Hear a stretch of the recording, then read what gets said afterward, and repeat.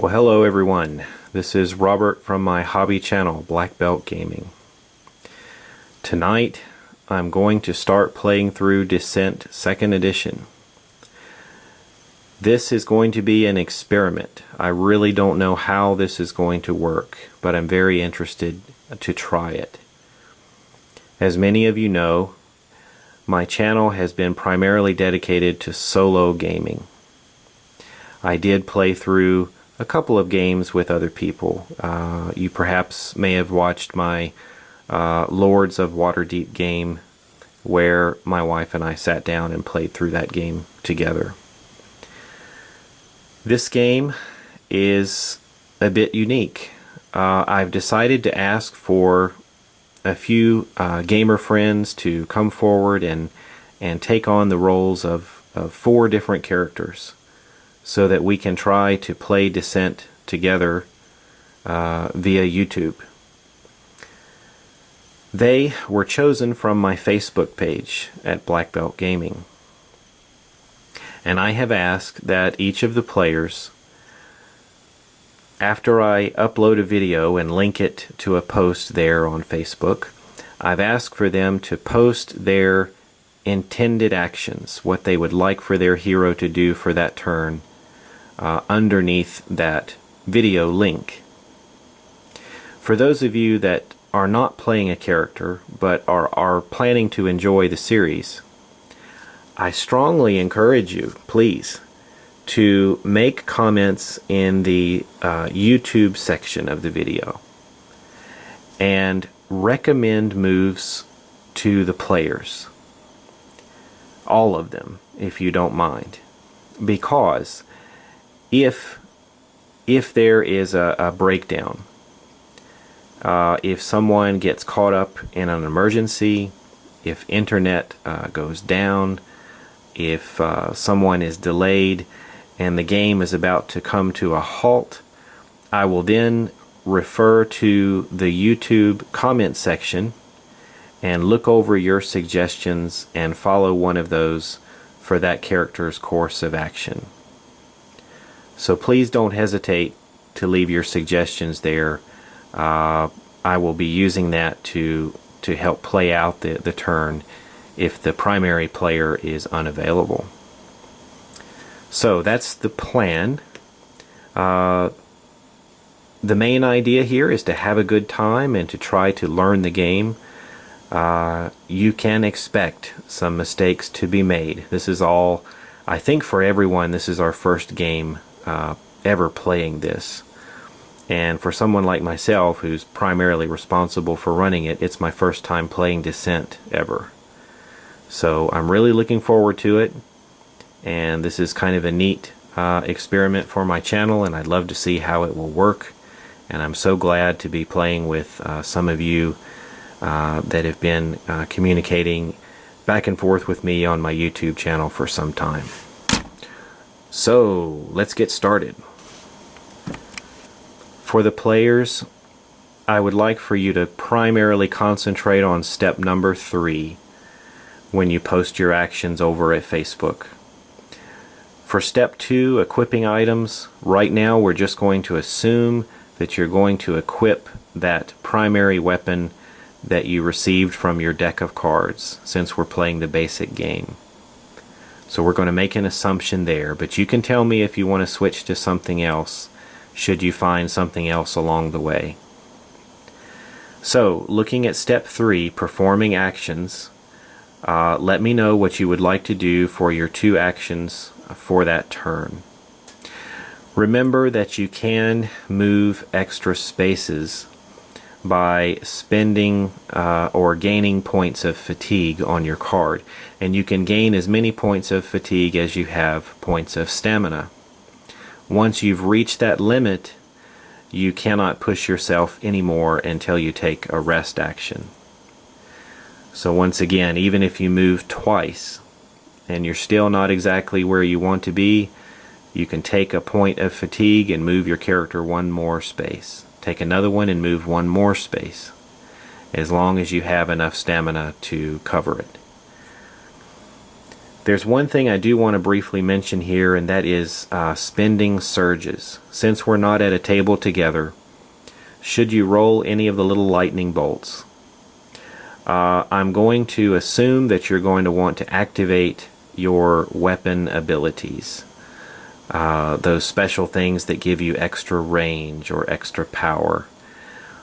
I will try to assume that you're going to use the one that's most beneficial to you at that moment, such as if your attack is going to miss unless you get that extra square for range, and you have a surge ability that grants you that, of course I'm going to use it for that.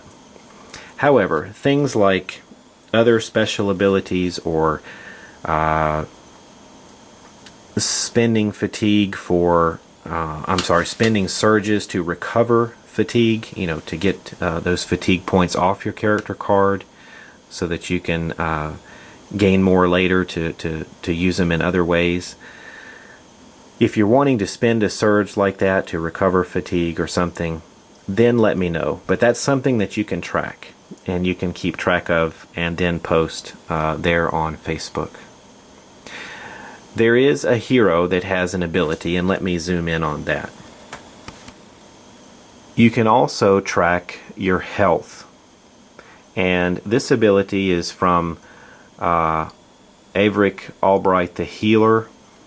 If you're within 3 spaces, you can spend a surge to recover a point of health. That's another thing I would like for you to tell me. So when you've got your health knocked down a bit, and if you roll any surges, you want to spend them to try to recover some health, then please let me know and I'll do that for you. Well, our playing area has been set up for the very first adventure. This is kind of the introductory adventure to help you learn the game, and that's what we're doing. And it's been set up for a 4-player game. That means as I was looking at the Goblin Archers, I looked to see how many players there were, and there are 4. We take 4 of the light color and 1 of the red. So there's the 4 goblins, and then there's their leader. And then when we were placing the Ettins, 4 players, you get 1 and 1, and there they are, 1 and 1. The players are going to start here, and you can see the different squares. Remember that you can travel diagonally, even around corners, that's no problem. So let's give you a good look at the board there. And I do believe the players will go first, but let me let you know what this scenario is all about. Well, let's read over the introductory text for this quest. As you are traveling toward Arin, you come across the still smoldering remains of a traveling caravan. One of the caravan guards, wearing the livery of Baron Grigory, lies wounded nearby. An ambush, he gasps. That Ettin is sending his minions straight to Arin through the secret path. How could he have known? Ahead, you see the lumbering, 2-headed form of an Ettin. He said his name was Mauler. You must stop him. Mauler's goblin minions are taking a secret route to attack Arin, Baron Grigory's seat. If too many of his goblins escape off the far side of the trail, Mauler will have triumphed over you. Your goal is to kill him before that happens. Well, there are no secrets meant to be kept from the players. This is a very straightforward quest. If Mauler is killed, then the players have won the game. You can see over there, the heroes win. Now, as goblins make their way off of the map, the Overlord will place one fatigue token in his play area.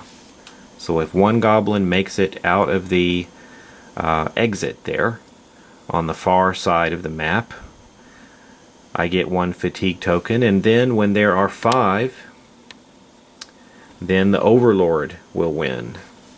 So my job is to concentrate on getting those goblins off the map, and the players, they have to concentrate on taking down Mauler. In this particular game, Mauler will be the red Etten. Just in case you may have missed it, there's a bit of special text here in the setup. Mauler is going to have 2 additional health points per hero. So that means if we take the red Etten, who normally has a health of 8, that's actually going to double, and he's going to end up with a health of 16. Well, here is part of the broken down caravan. Over here we have a search token. Remember that when you're adjacent to a search token, you can remove it from the board and take a search card. There's another one over here, up here, and over here. The only difficult terrain that I see that needs to be taken into account is the water. To enter a space that has water, it costs you 2 movement points to get into the water. Alright, I think that will set it up. We're going to start over here with the heroes, and I think I would like to have Jason, who is playing the warrior berserker. I think I would like to ask you to go first.